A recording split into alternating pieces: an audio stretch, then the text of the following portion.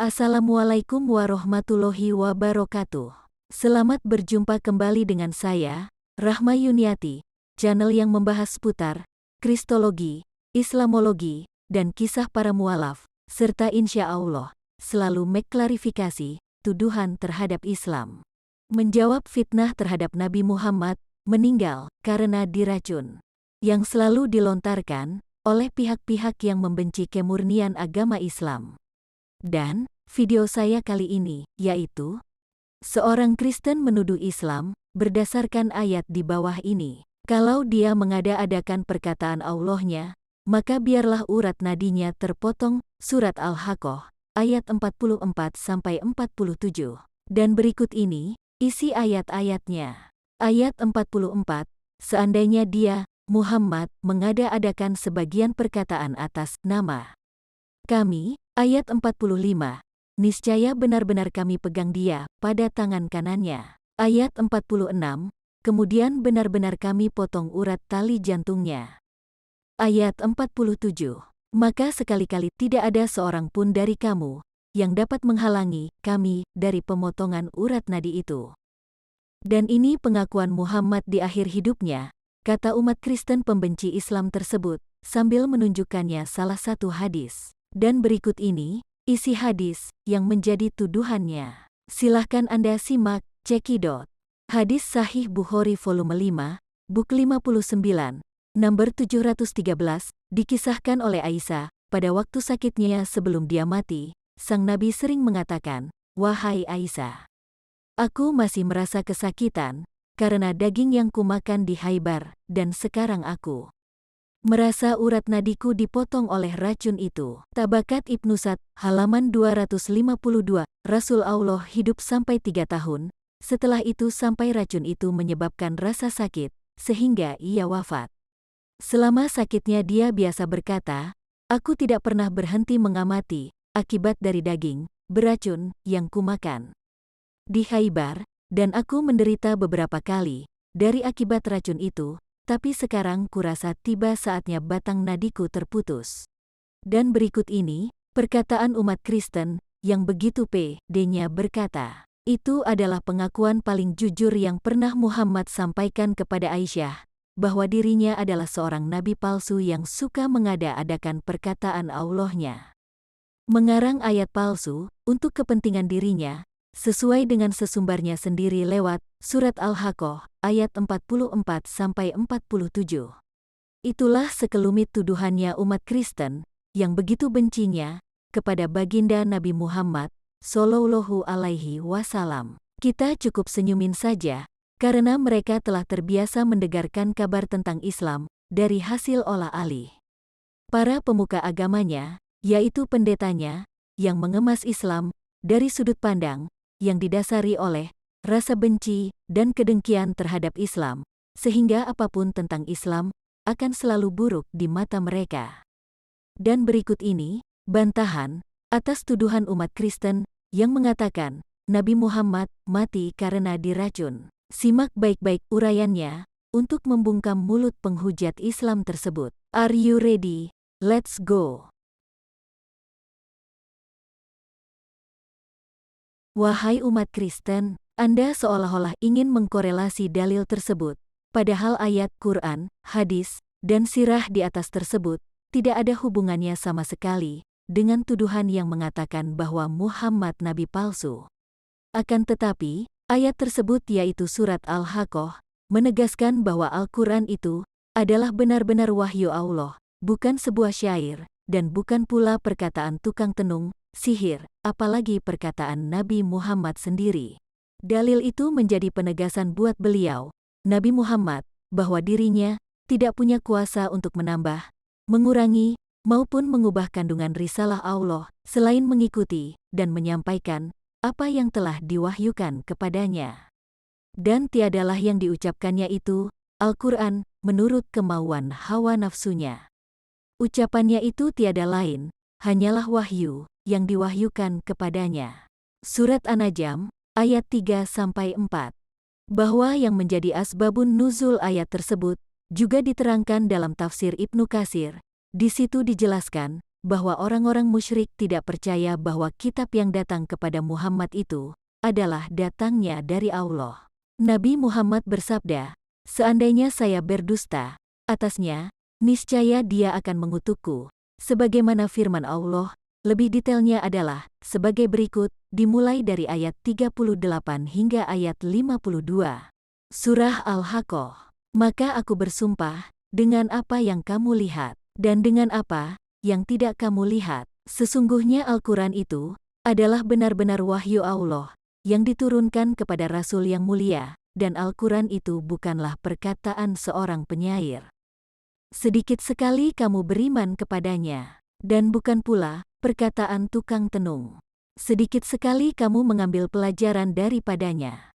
Ia adalah wahyu yang diturunkan dari Tuhan semesta alam. Seandainya dia, Muhammad, mengadakan sebagian perkataan atas nama kami, niscaya benar-benar kami pegang dia pada tangan kanannya. Kemudian benar-benar kami potong urat tali jantungnya. Maka sekali-kali tidak ada seorang pun dari kamu yang dapat menghalangi kami dari pemotongan urat nadi itu. Dan sesungguhnya Al-Quran itu benar-benar suatu pelajaran bagi orang-orang yang bertakwa. Dan sesungguhnya kami benar-benar mengetahui bahwa di antara kamu ada orang yang mendustakannya. Dan sesungguhnya Al-Quran itu benar-benar menjadi penyesalan bagi orang-orang kafir di akhirat. Dan sesungguhnya Al-Quran itu benar-benar kebenaran yang diyakini. Maka bertasbihlah dengan menyebut nama Tuhanmu yang Maha Besar.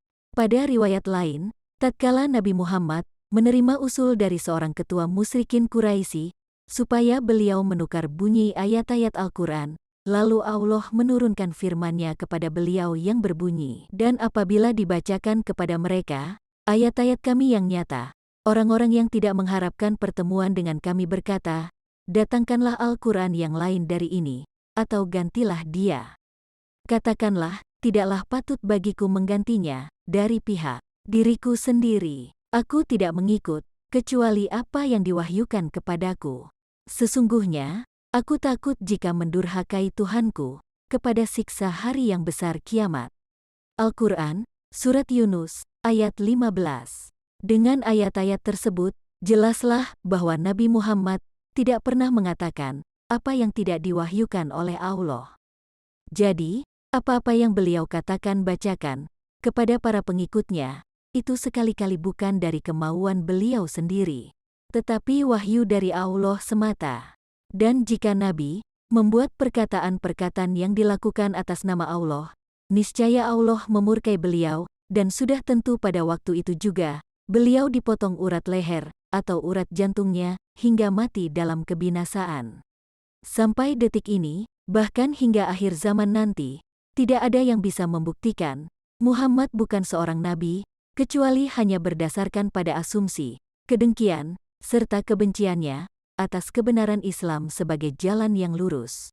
Sebaliknya, sampai detik ini, bahkan hingga akhir zaman nanti, sosok seorang Isa Al-Masih atau Yesus hanyalah sosok yang kontroversial di kalangan umat Kristen itu sendiri. Apakah ia seorang Tuhan atau hanyalah seorang hamba saja?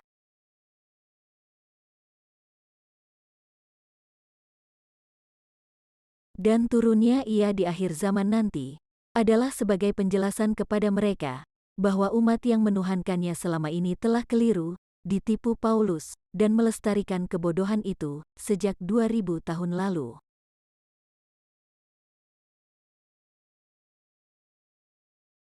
Adapun perihal makanan beracun, dengan merujuk pada Tabakat Ibnu Sa'd, halaman 249, yang mana tuduhan Anda mengatakan Muhammad nabi palsu karena mati akibat diracuni wanita Yahudi, adalah juga tuduhan yang mengada-ngada dan sangat syarat dengan kebencian ajaran Anda akan Islam sebagai agama yang diridhoi oleh Tuhan semesta alam. Dan riwayat yang dikutip tersebut oleh penuduh tidak dicantumkan secara lengkap, di mana ia hanya mengutipnya pada bagian-bagian kalimat yang tertentu saja. Bahwa dari kejadian tersebut, Nabi Muhammad memang benar-benar terbukti sebagai seorang nabi, yakni Rasulullah tahu bahwa daging tersebut disusupi racun. Bahwa dari kejadian tersebut, Nabi Muhammad memang benar-benar terbukti sebagai seorang nabi, yakni Rasulullah tahu bahwa daging tersebut disusupi racun. Sebagaimana ucapan Nabi Muhammad saat akan memakan daging yang telah diracuninya itu. Sesungguhnya, tulang daging ini memberitahukan kepadaku bahwa ia beracun. Cerita ini agak panjang, tapi ringkasnya adalah, wanita yang mencoba menyusupi racun tersebut, yakni Zainab binti Harits, istri Salam bin Misikam, pahlawan kaum Yahudi, yang mati dibunuh oleh tentara kaum muslimin, akhirnya masuk Islam karena kebenaran tersebut. Ia, Zainab binti Harits, berkata dalam pengakuannya, "Sayalah yang melakukan itu, sebab aku ingin tahu, apakah kamu benar-benar seorang nabi, yang jika memang benar, maka racun ini tidak akan mengganggumu, dan jika kamu ternyata seorang nabi palsu, maka aku akan dapat membebaskan masyarakat dari dirimu." Cuma sampai di sini yang dikutip, umat Kristen, agar bisa menuduh Nabi Muhammad itu mati diracun. Dan berikut ini, saya akan uraikan sambungan dari isi hadis tersebut yang sudah dipotong oleh penghujat Islam yang seakan-akan Nabi Muhammad itu benar-benar mati diracuni. Itulah jahatnya kafir Kristen yang selalu melintir Al-Quran dan hadis. Berikut ini kelanjutan isi hadisnya. Biar kroni-kroni umat Kristen tahu jahatnya pemuka agama mereka. Simak baik-baik kelanjutan hadisnya, jangan berkedip dan jangan ngelirik. Let's go and check it out. Dan ternyata memang benar, engkau seorang nabi, daging tersebut memberi kabar kepadamu bahwa ia beracun, maka dengarlah bahwa saya bersaksi, tiada Tuhan selain Allah, dan engkau Muhammad benar-benar utusan Tuhan. Zainab binti Haris pun masuk Islam karena kebenaran itu dan juga berdasarkan kemauannya sendiri. Dan sekarang kita bicara, secara logika, racun yang dibubuhi itu termasuk sangat ganas, terbukti sahabat Nabi, Bishr ibnul Bara bin Ma'ruf yang ikut makan pada waktu itu, meninggal seketika. Sedangkan Nabi Muhammad tidak jadi memakannya, malah memuntahkannya kembali. Bahkan dalam kitab tarikh, Umar radhiyallahu anhu berkata kepada beliau, "Demi ibu bapakku wahai Rasul, sungguh, andaikan Isa putra Maryam telah dikaruniai oleh Allah kemampuan untuk dapat menghidupkan kembali orang mati, namun apakah hal itu lebih menakjubkan ketimbang daging kambing yang diracuni dan telah digoreng? Ketika ia berbicara denganmu, lewat pahanya, janganlah engkau memakanku, karena aku beracun." Selain itu, beliau juga masih tetap berdakwah seperti biasanya, kurang lebih 4 tahun lamanya, dari 628 Masehi sampai 632 Masehi, pasca percobaan peracunan makanan kepada beliau oleh wanita Yahudi tersebut. Pertanyaannya, apakah masuk akal jika beliau wafat karena racun tersebut yang jangkanya terpaut 4 tahun lamanya? Saya rasa mustahil jika Nabi bertahan sampai 4 tahun lamanya, apalagi racun itu adalah racun yang ganas. Berikut ini adalah riwayat tentang Perang Khaibar, riwayat wanita Yahudi yang mencoba membubuhkan racun, namun Nabi Muhammad selamat, serta riwayat tentang wafatnya Nabi. Yang pertama, mengenai Perang di Khaibar. Dari Anas bin Malik radhiyallahu an, katanya, Rasulullah shallallahu alaihi wasallam memasuki Khaibar pagi hari. Waktu itu mereka keluar ke lapangan. Setelah mereka melihat beliau, mereka berkata, "Muhammad dan tentara." Lalu mereka segera menempati benteng mereka. Nabi Shallallahu Alaihi Wasallam mengangkat kedua belah tangannya dan berdoa, "Allahu Akbar. Hancurlah Khaibar, bila kami duduki lapangan suatu kaum, maka amat buruk pagi hari, orang yang diberi peringatan, tetapi tidak menurut." H.R. Bukhari, 1550. Dari Abu Hurairah radhiyallahu an, katanya, setelah Khaibar diduduki, ada orang yang menghadiahkan daging kambing yang beracun kepada Nabi Shallallahu Alaihi Wasallam, lalu beliau bersabda, "Saya hendak bertanya kepadamu tentang satu hal. Adakah kamu mau memberikan keterangan yang sebenarnya kepada saya?" Mereka menjawab, "Ya." Nabi bertanya kepada mereka, "Siapa ayahmu?" Mereka itu menjawab, "Si Anu." Lalu beliau bersabda, "Kamu dusta, akan tetapi ayah kamu si Anu." Mereka itu berkata, "Benar Tuan." Beliau bertanya, "Adakah kamu mau menjawab dengan benar kepada saya tentang sesuatu yang saya tanyakan?" "Benar, Tuan." Beliau bertanya, "Adakah kamu mau menjawab dengan benar kepada saya tentang sesuatu yang saya tanyakan?" "Ya, hai Abu Qasim. Sekiranya kami berdusta, Tuan ketahui dusta kami, sebagaimana Tuan ketahui tentang ayah kami." Beliau menanyakan kepada mereka, "Siapa ahli neraka?" Mereka itu menjawab, "Kami berada di dalamnya, dalam masa yang singkat, kemudian kamu gantikan kami di dalamnya." Nabi lalu bersabda, "Kamu akan tetap disika dalam neraka itu, demi Allah. Kami tidak akan pernah menggantikan kamu di dalam neraka itu." Kemudian beliau bersabda lagi, "Adakah kamu mau menjawab dengan benar kepada saya tentang sesuatu yang saya tanyakan?" Jawab mereka, "Ya, hai Abu Qasim." Beliau bertanya, "Adakah kamu isikan racun dalam daging kambing ini?" Jawab mereka, "Ya." Tanya beliau, "Apakah yang mendorong kamu berbuat demikian?" Jawab mereka, "Maksud kami ialah, kalau sekiranya Tuan seorang pendusta, kami akan senang. Dan kalau sekiranya Tuan seorang nabi, racun itu tidak akan membahayakan Tuan." HR Bukhari 1412. Poin kedua, pembuktian bahwa Nabi Muhammad selamat dari racun yang diberikan oleh wanita Yahudi adalah: 1. Perang Khaybar terjadi pada tahun 628 Masehi, atau tahun ke-7 Hijriah, dan pada bulan Februari 629 Masehi, Zulqa'dah, Nabi dan kaum muslimin melaksanakan Umratul Qada. 2. Setelah Perang Khaybar dapat ditaklukkan, Rasulullah menikah dengan Safiyah binti Huyai bin Akhtab pada tahun yang sama. 3. Bulan Januari 630 Masehi, atau Ramadan 8 Hijriah, Nabi Muhammad pun masih sehat walafiat. Beliau membuka kota Makkah dan menghancurkan semua berhala-berhala yang ada di sekitar Ka'bah. Peristiwa ini dikenal dengan Fathul Makkah. 4. 4 tahun dari peristiwa Khaybar Rasulullah masih hidup. Dan pada bulan Maret tahun 632 Masehi, atau tepatnya Zulhijjah 10 Hijriah, Rasulullah melaksanakan Haji Wada bersama-sama dengan kira-kira 114.000 orang kaum muslimin untuk menunaikan ibadah haji.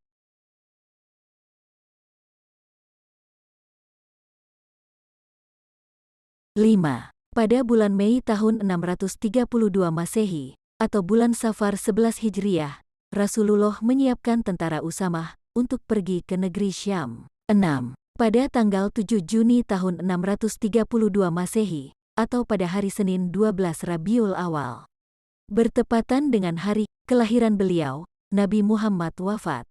Bukti yang 3, Nabi Muhammad wafat karena sakit biasa, dan bukan karena racun. Sebelum beliau wafat, Rasulullah tetap melaksanakan dakwah dari Aisyah radhiyallahu an. Katanya, ketika sakit Nabi bertambah berat, beliau meminta kepada semua istri beliau, supaya ia diizinkan selama sakit, ia dirawat di rumahku, dan mereka semua mengizinkannya. Lalu Nabi pergi ke rumah Aisyah, dipapah oleh 2 orang laki-laki, sedangkan kedua belah kaki beliau tercecah, menggaris tanah di antara kedua orang laki-laki itu, yaitu Abbas dan seorang lagi. Kata Ubaidillah, cerita Aisyah itu kuceritakan kepada Abbas. Lalu dia menanyakan kepadaku, "Tahukah engkau siapa laki-laki yang seorang lagi itu?" Jawabku, "Tidak." Katanya, "Dia adalah Ali." Selanjutnya Aisyah menceritakan juga bahwa setelah Nabi berada di rumahnya, sedangkan sakit Nabi bertambah keras juga, maka beliau bersabda, "Siramkanlah kepadaku 7 girbak air yang masih utuh. Mudah-mudahan aku segera dapat melaksanakan dakwah kembali kepada orang banyak." Lalu Nabi didudukkan ke dalam sebuah bak mandi terbuat dari kuningan, kepunyaan Hafsah, istri Nabi. Kemudian beliau kami sirami dengan air yang disuruhkan Nabi, sampai beliau memberi isyarat kepada kami, "Sudah cukup." Sesudah itu beliau pergi ke masjid, menemui jamaah. HR Bukhari 135.